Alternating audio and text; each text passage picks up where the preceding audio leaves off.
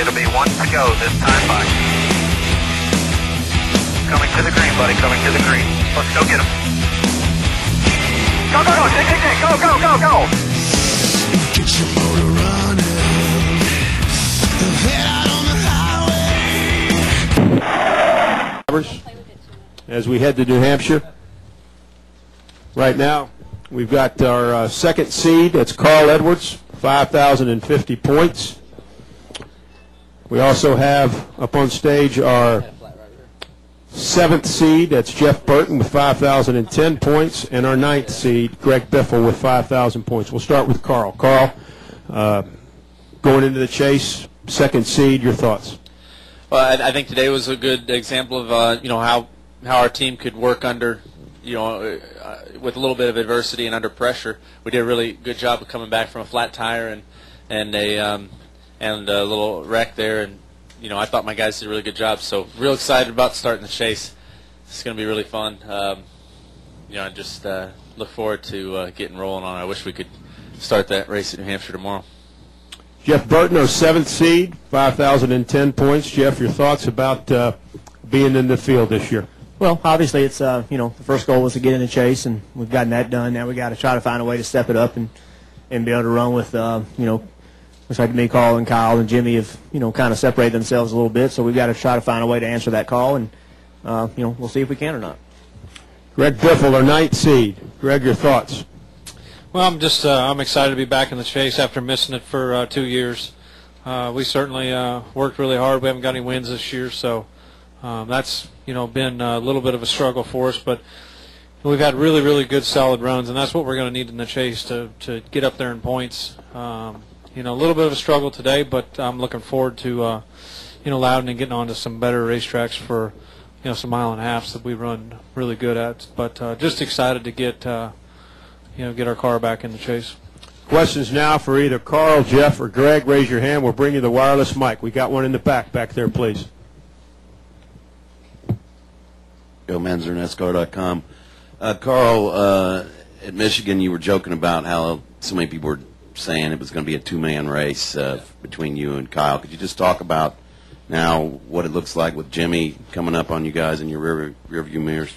Yeah, and I mean, it's not just Jimmy. I mean, look at how Tony ran today, and Kevin, and these two guys up here. I mean, everyone. When everybody started talking about that, I did get a little bit of a chuckle out of it, because I mean, that'd be the best case if you just had to race one other guy. But this chase, today was a good example. A flat tire for me. Kyle getting caught up in that wreck. Jimmy going out and dominating. And winning. Yeah, anything can happen. A couple races like that, and it could be a whole new field of people. That weren't predicted to be up front. So, yeah, I think it's going to be a lot of guys. I think it's going to be defined by your bad days, just like it usually is. We'll go upstairs for a question. Go ahead. Monty Dutton, Gaston Gazette.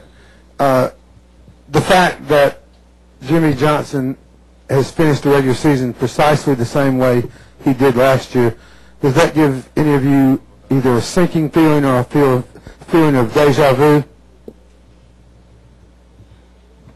Wouldn't have known it if you hadn't have said it.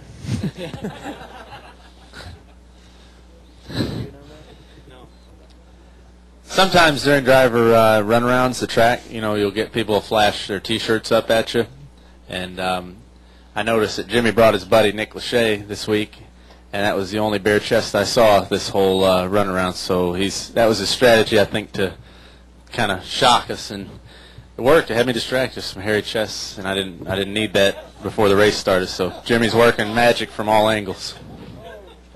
And there you have it. I just couldn't believe it. I was like, oh, look, there's Nick Lachey. Oh! They're pretty funny guys. Other questions upstairs now that Carl's on a roll. Any other questions? We're clear up here. We're clear upstairs. How about downstairs? We got a couple right here. Let's go right back here, please. Dustin Long, Landmark Newspapers. For any of the three up there, obviously I understand each race of the 10 is important, but are there certain tracks in the 10 that kind of have special emphasis or special concerns that you see for the chase? Well, I mean, I'm sure Talladega is, everybody has their eye on Talladega. That's obvious, and Martinsville's gonna be tough. But they all pay the same points. and they all are they all mean the same. So, but those two are the ones that probably stand out for pretty much guaranteed some of us will be in something at those two races. Other questions? We've got one right here. Go ahead.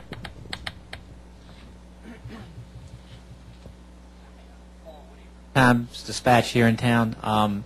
Any of you drivers, your thoughts on driving this afternoon as opposed to last night? Any difference? Any preference? We got football games. That's about it. I mean, I thought the track got better as we raced. Actually, I thought it actually gained grip, and it was I don't know, it was fine. I think they did the right thing. I mean, it was.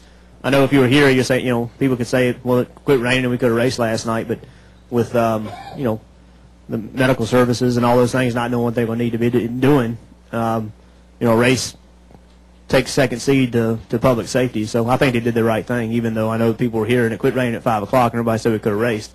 At some point, there's a bigger picture than just this race. Any more questions for these three? Okay, we'll release you guys. Congratulations.